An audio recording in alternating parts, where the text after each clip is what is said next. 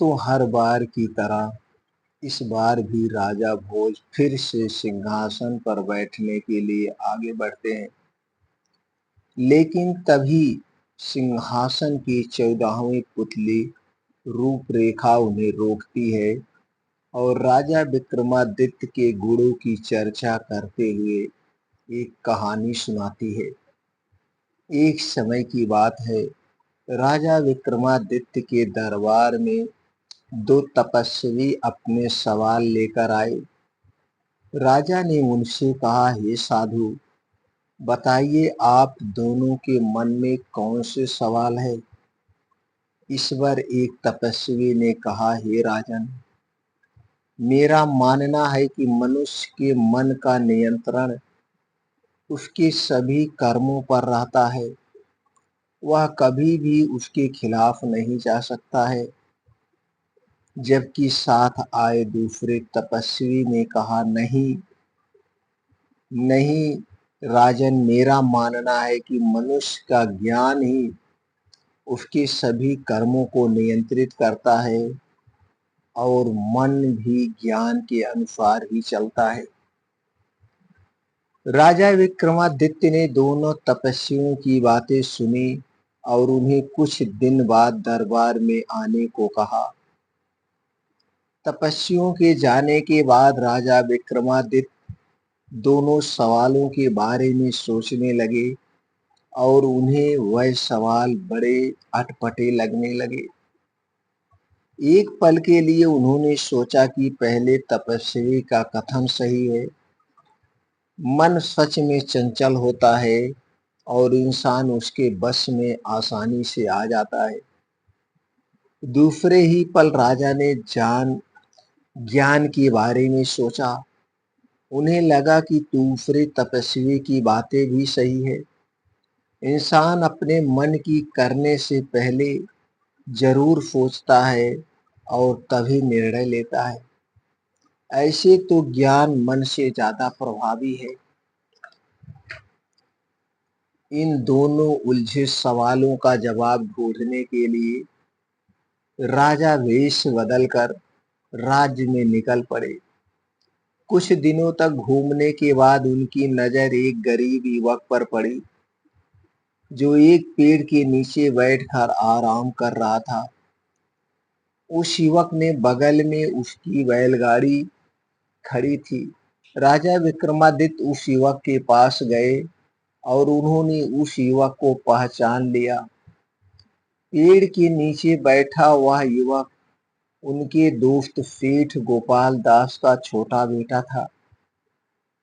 राजा को याद आया कि उनका दोस्त तो एक बहुत बड़ा व्यापारी था जिसने खूब सारा धन कमाया था।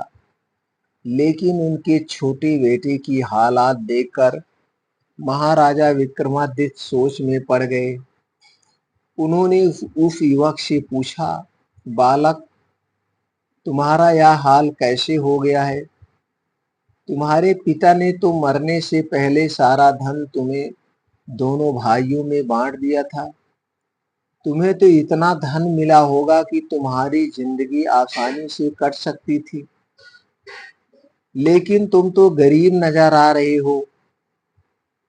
इस पर युवक ने कहा, पिता द्वारा धन बांटने के बाद उसके भाई ने बड़ी समझदारी के साथ धन का उपयोग किया।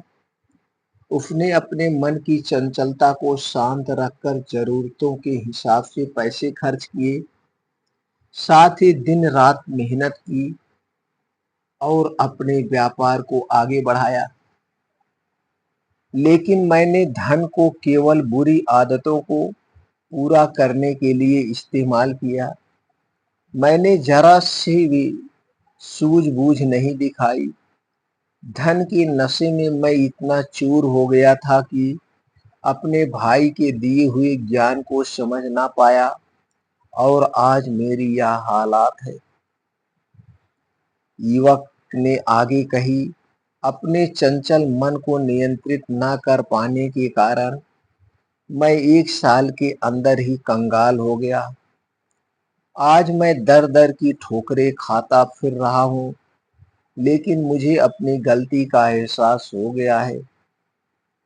पूरी बात सुनकर राजा विक्रमादित्य ने युवक से पूछा, क्या दोबारा धन मिलने पर तुम फिर से अपने मन का ही सुनोगे? युवक ने कहा, नहीं, अब ऐसा कभी नहीं करूंगा। इन ठोकरों को खाने के बाद यह ज्ञान मुझे मिल गया है कि इंसान ज्ञान के बल पर अपने मन को भी वश में कर सकता है। युवक की बातों को सुनने के बाद राजा ने उसे अपना परिचय दिया, साथ ही कई स्वर्ण मुद्राएं देकर सद्बुद्धि के साथ व्यापार शुरू करने की सलाह दी। इसके बाद राजा वापस अपने महल लौट आए। उस युवक से मिलने के बाद राजा विक्रमादित्य को दोनों तपस्वियों द्वारा पूछे गए सवालों के जवाब मिल चुके थे। इसीलिए उन्होंने अगले दिन दोनों को दरबार में बुलवाया। दोनों तपस्वी जब राजा के सामने पेश हुए तो उन्होंने उन सवालों के जवाब दिए। राजा ने कहा, इंसान का मन बार बार उसके शरीर पर नियंत्रण पाने की कोशिश करता है, लेकिन उसका ज्ञान उसे कभी हावी होने नहीं देता है। एक ज्ञानी व्यक्ति कभी भी मन के आगे नहीं हारता और वह हमेशा अपने मन से ही चलता है। राजा ने उन दोनों तपस्वियों को उस गरीब युवक की कहानी सुनाई और कहा, अगर मन रथ है तो ज्ञान उसका सारथी है। अगर मन रथ है तो ज्ञान उसका सारथी है। बिना सारथी के रथ कुछ नहीं है। राजा की बातें सुनने के बाद दोनों तपस्वियों को अपने सवालों के जवाब मिल गए थे। राजा की बातों से प्रसन्न होकर दोनों तपस्वियों ने उन्हें एक खड़िया उपहार में दिया। इस खड़िए की एक खासियत थी कि इससे बनाए गए चित्र रात में जीवित हो सकते थे और उनकी बातों को भी सुना जा सकता था। राजा विक्रमादित्य ने यह जानने के लिए कि खड़िया सच्चा है या नहीं, उन्होंने कई चित्र बनाए।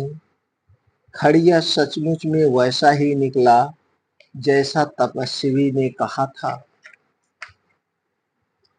धीरे धीरे राजा उसमें मग्न होते चले गए, यहाँ तक कि उन्हें अपनी रानियों की भी चिंता नहीं थी। कई दिनों बाद जब रानियां उनसे मिलने आई तो राजा का ध्यान बटा। राजा ने जब खुद को देखा तो वो जोर से हंस पड़े।